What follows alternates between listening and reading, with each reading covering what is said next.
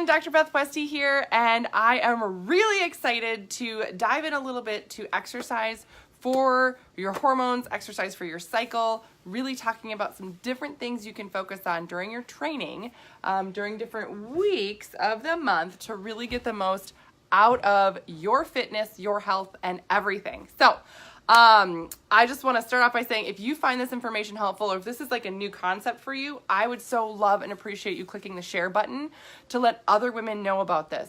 It is my mission to just educate women on their bodies, on health, and really how to take simple things like this to get better results and really work with your body instead of fighting against it.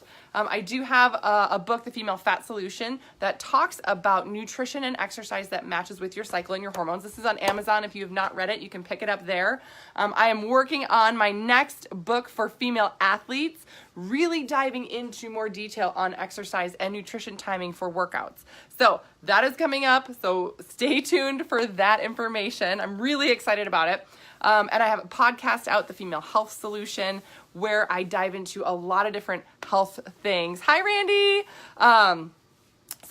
If you haven't, subscribed to my podcast, do so now. Please leave me a review as well if you find it helpful. Again, the more questions I get, the more I can sort of tailor and tweak information for those of you that have questions. I'll put a link in the comments below so you can click it and schedule a call with me and we can talk about anything that's, that is bothering you or that you feel like you're being held up by. Because again, this is one of those things that you can feel like you're crazy. You could feel like, oh my gosh, I'm doing all these things and so is getting this result. What the heck is wrong with me that I'm not getting this result? Or all of this stuff seems to be happening, but not for me. Or, oh crap, I did this thing and it went in the complete opposite direction. How many of you have had that, right? Where you're like, oh, I'm going to do this, diet thing. I'm going to do this fantastic thing. And all of a sudden you're like, oh crap. Oh, dang. That was a bad idea. That backfired on me, right? You're not alone.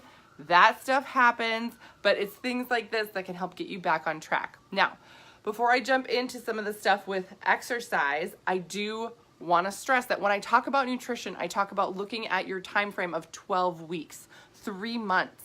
And really, if you're going to make a commitment to shift something in your nutrition, apply it for 12 weeks. Same thing for your exercise, right? It takes time for muscle memory to take hold. And if you think about it, you know what? Your muscle memory is going to be a little bit different because your entire system changes throughout the month. So what's going on here, in week 1 and week 2 is going to be different, like right down here in week 3. So you're working just with a different body, a slightly different body, energy-wise, focus-wise, all these other things. So keep in mind that if you're doing an exercise or if you're trying a new sport or class or something and you're like, God, I suck at this. That's okay. Give your body time. Give it 12 weeks. I mean, I have a 12-week program where I work with women one-on-one implementing nutrition changes, but it is over the course of 12 weeks because it takes that long to change. So again, if you have questions on that or if you're like, oh, maybe that would be right for me, we can chat about that. I'll put that link below. But again, when you're looking at fitness, exercise, implementing new things, don't just give up after one thing. Hi, Stephanie. Because your body's so different, really let it take the full time of shifting things, through 12 weeks to let it take hold, to give your body the best chance and opportunity for results. Because like I said, if you're starting something here, you may feel like, oh, dang, I'm getting results like crazy. This is going like gangbusters. I love it. All of a sudden you're like, oh crap, nothing's happening. This class isn't working anymore. This fitness routine isn't working anymore. No, it's not the routine. You just have a different system now, and you gotta wait till you come around again, boom, to where you're gonna see and feel faster, better results, and you're gonna get more energy. It's gonna be popping up here. All right, so let me just dive in and talk about this. When we talk about different weeks, again, this is a general overview for the female body. Every body is different. You may have a cycle that's 23 days long. You may have a cycle that's 43 days long, and that might be your normal. But on average, we talk about 28 days, and that also splits up pretty nicely into 4 7-day weeks.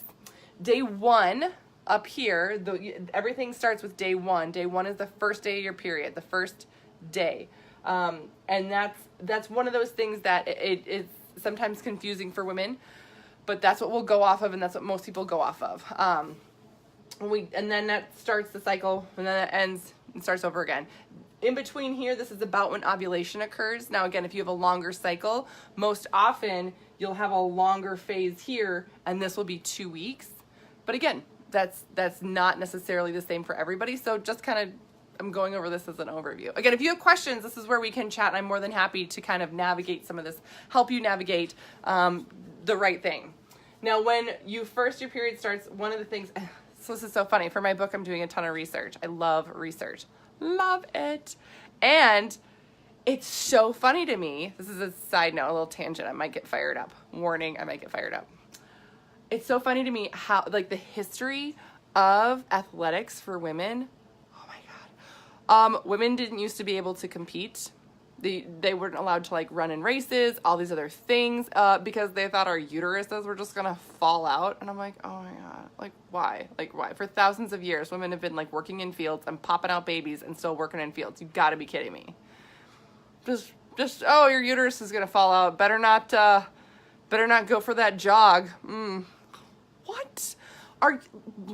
Right? Like, they just had the Boston Marathon recently. Katherine Schweitzer, I love her. She's the first female to have registered for the Boston Marathon. Sorry. See, here we go. And if she's got a book and everything.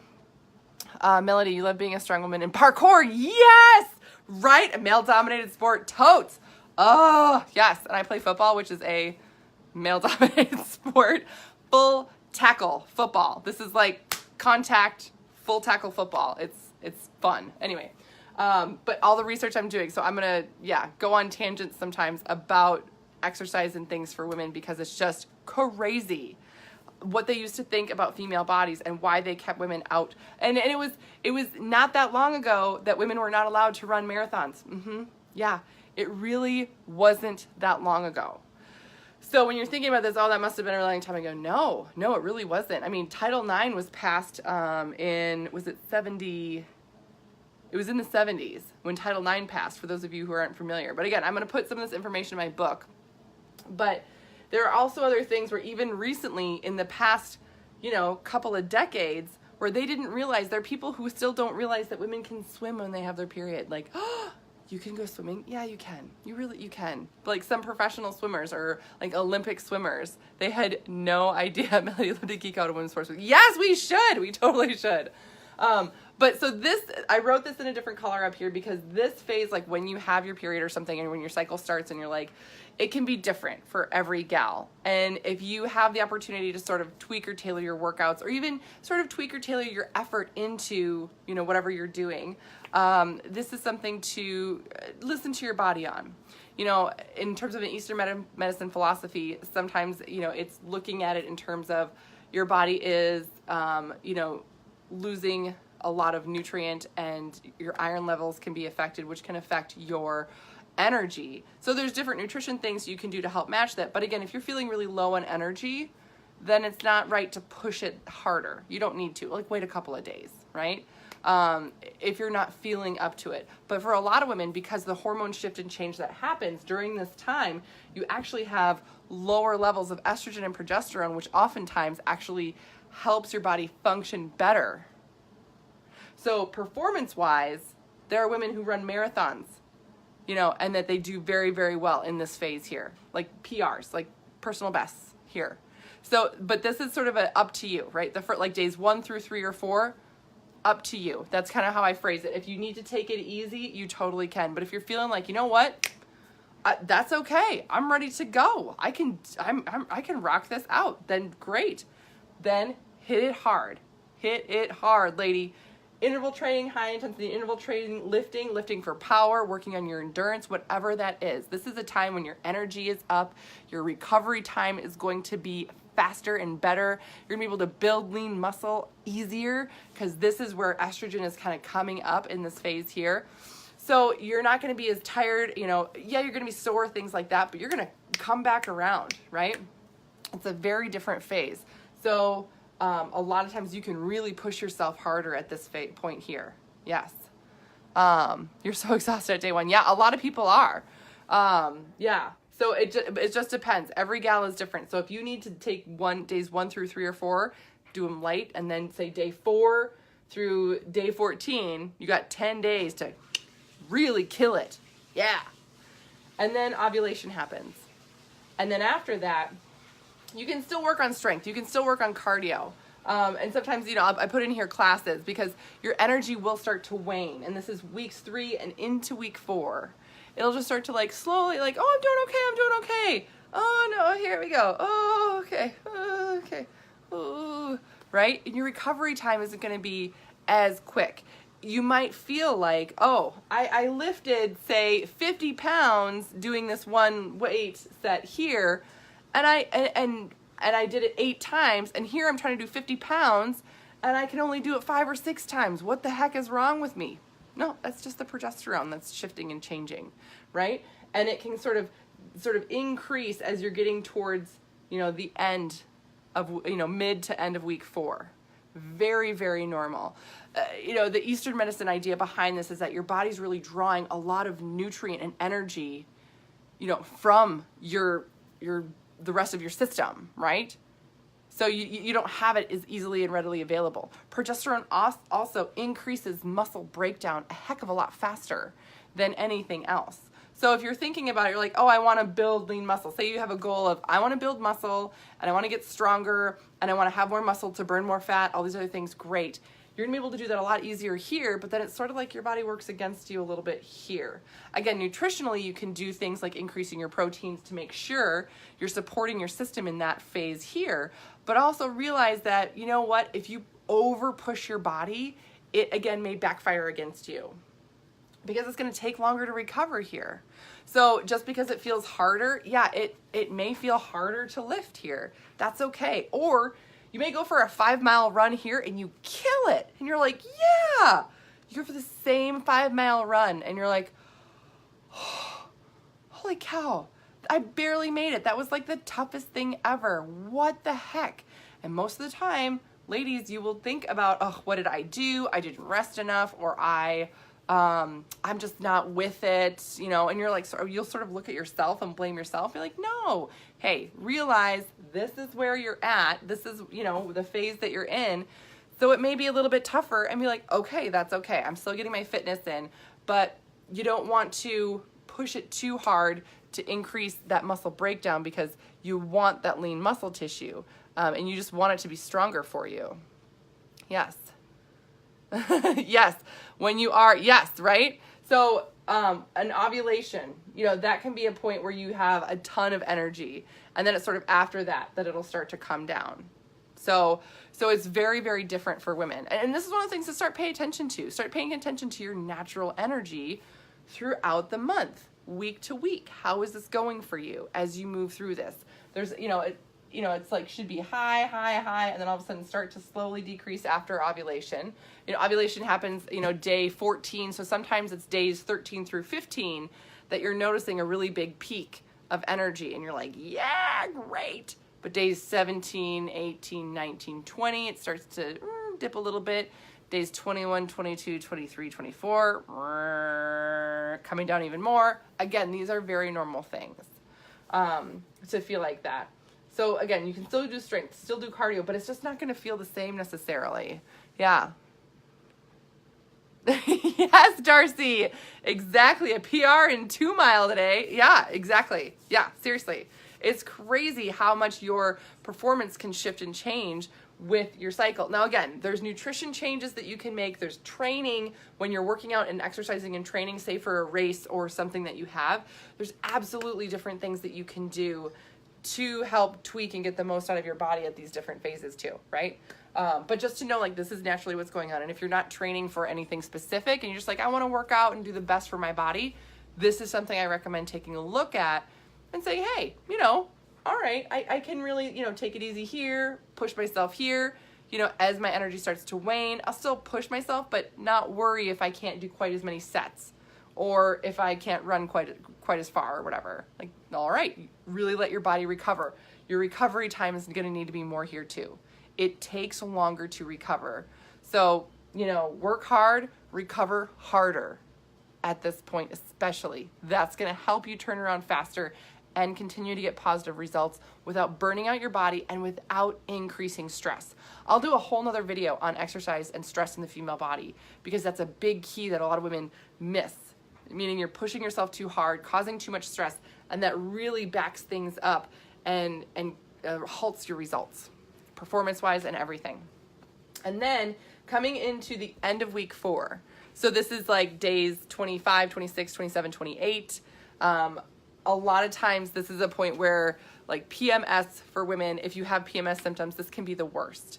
And totally normal, right? And again, if you are not feeling good, again, a lot of energy is being drawn from your system. You will feel like your digestive system is changing. You may feel sluggish. You may feel weighed down. Very, very normal. Again, all these things are totally typical for women. So if you need to do a little bit lighter workout, again, whatever you're doing, a little bit lighter, that's totally fine. And working out in the morning. Oftentimes your energy is just going to be a little higher in the morning so you can get that workout in, because if you get to the end of the day, you're going to be wiped out, and chances of you really wanting to go to the gym, not going to happen. So just to stay on track, right? Or again, if you need extra rest time because your body just needs it, that's okay. Again, listen to what your body's telling you. So again, if you're looking at strength and really wanting to know, okay, am I getting stronger? Am I getting faster or performing better or whatever? It's the same thing when I talk about performance in terms of weight loss for women. And I recommend taking your weight like during week 1 and comparing it to the next month against week 1 for what your weight is, because your weight can fluctuate throughout the month. Women can gain and lose 5 pounds easy, an average woman. Seriously, with bloating and just fluid differences, the way your blood fluids change throughout the month, seriously, 5 pounds, easy. It can be more. So to weigh yourself and be like, I'm trying to lose weight, but dang it, I didn't lose that much weight. Well, maybe you weighed yourself here and here, right? Compare 1 month to 1 month, but in the same weeks. Same thing with your fitness. Compare week to week. If you're lifting, say it's day 10, here, right? You are lifting and you're like, oh, I want to lift this, or I'm running, 5 miles. I'm going to time myself running 5 miles and I want to know how fast I am. Don't compare yourself to that same 5 miles here. Compare it again over here on day 10 again over here in the next month. That's going to be a more accurate depiction of where your overall fitness is moving for your body. So, yeah, hopefully that makes sense. Because again, your performance-wise, it'll just shift and change and be different throughout the month. So that's what I got for you guys today. Please let me know if you have any questions. Again, I'll put that link below if you want to chat.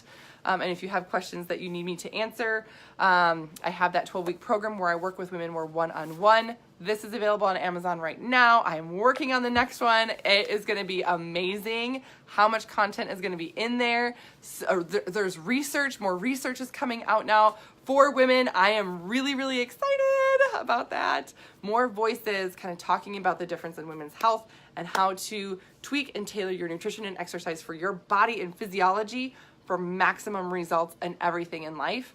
It makes me so excited. Okay, so that's what I got. And again, share this video if you found this helpful, because it will help me on my mission on getting this information out to more women. Yes. All right, everybody have a great night, and I will see you later.